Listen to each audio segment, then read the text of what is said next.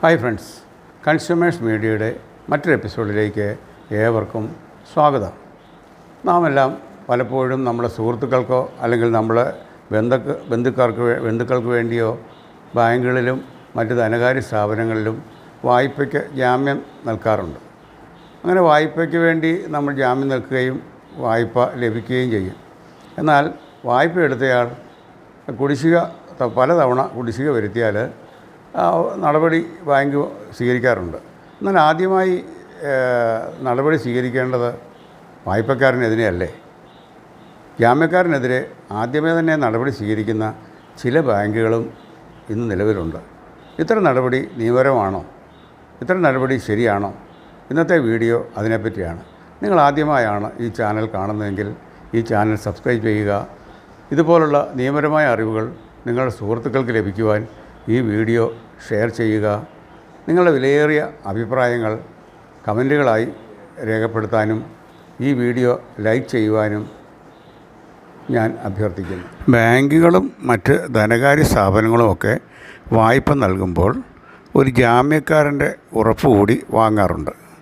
വായ്പ എടുത്തയാൾ വായ്പ തിരിച്ചടച്ചില്ലെങ്കിൽ താൻ അടയ്ക്കാമെന്ന ഉറപ്പ് ജാമ്യക്കാരൻ ബാങ്കുകൾക്കും മറ്റ് ധനകാര്യ സ്ഥാപനങ്ങൾക്കും നൽകാറുണ്ട്. ഇന്ത്യൻ കോൺട്രാക്റ്റ് ആക്ട് സെക്ഷൻ 128 പ്രകാരം ജാമ്യക്കാരൻ്റെ ബാധ്യത കടക്കാരൻ്റെ ബാധ്യതയോടൊപ്പം തന്നെ നിലനിൽക്കുന്നു.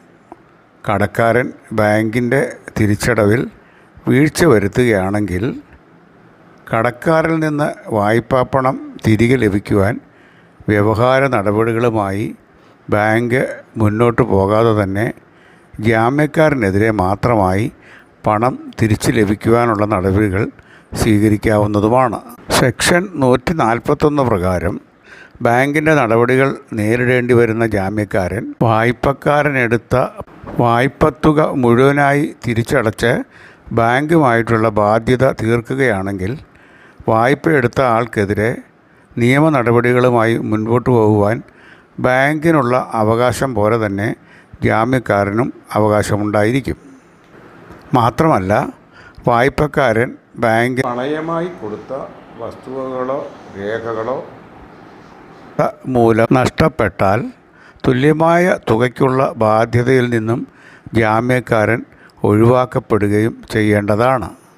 ചുരുക്കി പറഞ്ഞാൽ, വായ്പയെടുത്ത വ്യക്തിക്കെതിരെ നടപടി സ്വീകരിക്കുന്നതിന് മുൻപ് തന്നെ ജാമ്യക്കാരനെതിരെ നടപടിയെടുക്കുവാൻ ഇന്ത്യൻ കോൺട്രാക്റ്റ് ആക്ട് പ്രകാരം നിയമമുണ്ട് എന്ന കാര്യം ജാമ്യം നിൽക്കുന്നതിന് മുൻപ് തന്നെ നാം എല്ലാവരും അറിഞ്ഞിരിക്കുന്നത് നന്നായിരിക്കും.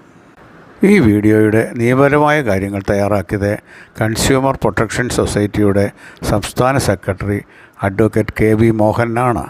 ഇതുപോലുള്ള നിയമപരമായ സംശയങ്ങൾ എന്തെങ്കിലും നിങ്ങൾക്കുണ്ടെങ്കിൽ അദ്ദേഹത്തെ ഫോണിൽ ബന്ധപ്പെടാവുന്നതാണ്. അദ്ദേഹത്തിൻ്റെ നമ്പർ ഡിസ്ക്രിപ്ഷനിൽ നൽകിയിട്ടുണ്ട്. ഈ വീഡിയോ നിങ്ങൾക്കിഷ്ടമായെങ്കിൽ ഈ ചാനൽ സബ്സ്ക്രൈബ് ചെയ്യുക. ഇതുപോലുള്ള നിയമപരമായ അറിവുകൾ നിങ്ങളുടെ സുഹൃത്തുക്കൾക്ക് ലഭിക്കുവാൻ ഈ വീഡിയോ ഷെയർ ചെയ്യുക.